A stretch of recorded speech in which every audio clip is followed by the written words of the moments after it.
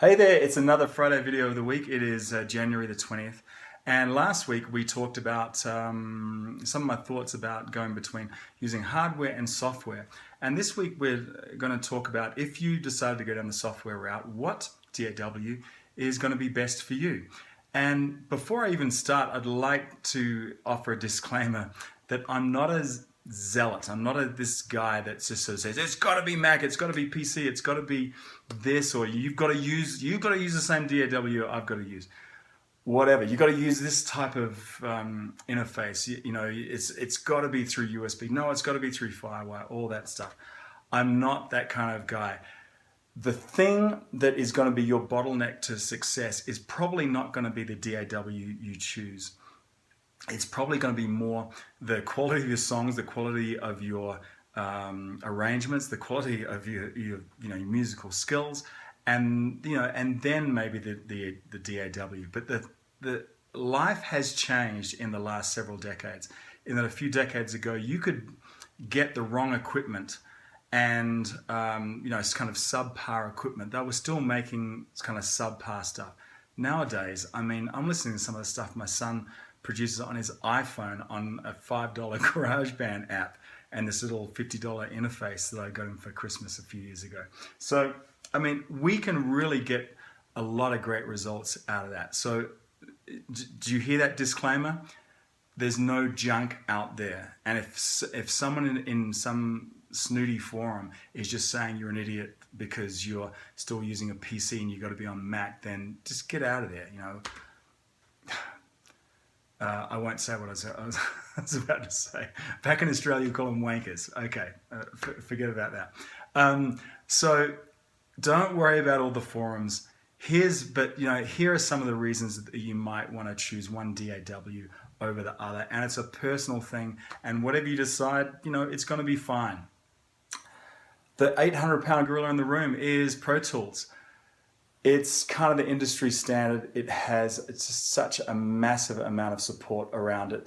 If you were going to be doing music professionally, in other words, if you're going to be interfacing with some people on either coast doing TV soundtracks and movie soundtracks and things like that, or you're going to be working with ad agencies, maybe I think you should be proficient in Pro Tools.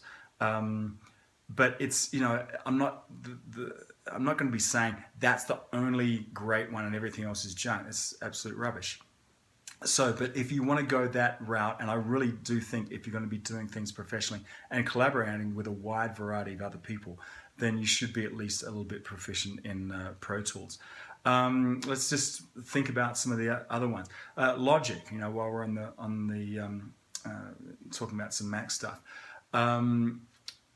If you have grown up in GarageBand, there's a lot of other reasons to choose Logic, but particularly if you've grown up in GarageBand, if you are on any iOS device or a Mac device, and you've been messing around with GarageBand for a number of years, then it's a really easy transition to go over to Logic, especially at the price point that it's at the moment. It's really not a lot of money, and it's very, very powerful. If you're into really, gorgeous graphics and things like that, it's kind of easy on the eyes as well and things like that. Trying to think of some other ones here. I happen to be a Reason user. I use a lot of other ones as well, but that's my predominant kind of DAW because I'm a hardware guy. I have grown up with hardware. When I started getting into audio engineering, everything was hardware. There was no software. There weren't even sequences back then, and everything was stuff that you stuffed in a rack and you got around the back and you were wiring it all up and using insert cables and TT patch bays and all that kind of stuff. So I really love the fact that Reason has this rack that you can flip around and you can plug anything to anything. So if you're a tinkerer, I find Reason is really great. The other thing is I love the mixer in it. A lot of mixers in other DAWs are basically just a fader and then a bunch of plugins, and right even down to an EQ is kind of like just this little plugin you have to click on to open up a window. I do like the fact that Reason has such a great mixer in it, and you can see all the knobs for, look at every channel. You have your effects sends, you have your EQ, you have your comps, your gates, right down to your phase, high pass filters, all that kind of stuff. So that's kind of good. Trying to think of some other things. There's some other reasons to use Cubase, but I find a lot of people, Cubase has got a great drum editor. If you are really into putting together a lot of drum tracks, the drum editor in Cubase is worth the price alone. What I'm thinking, if you're an EDM, then the big loop guys, Fruity Loops or FL Studio. What else would there be? Ableton Live. I mean, these guys are kind of no-brainers if you're in that genre. And that's another thing. Look at the genre you're in, and look at all your heroes in that, and read articles and see what they use.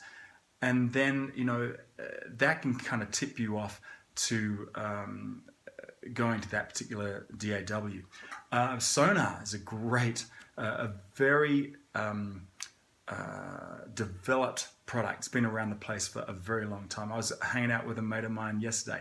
Hey Mike, if you're around the place, my mate Mike Hancock, we went out to Benihana's yesterday.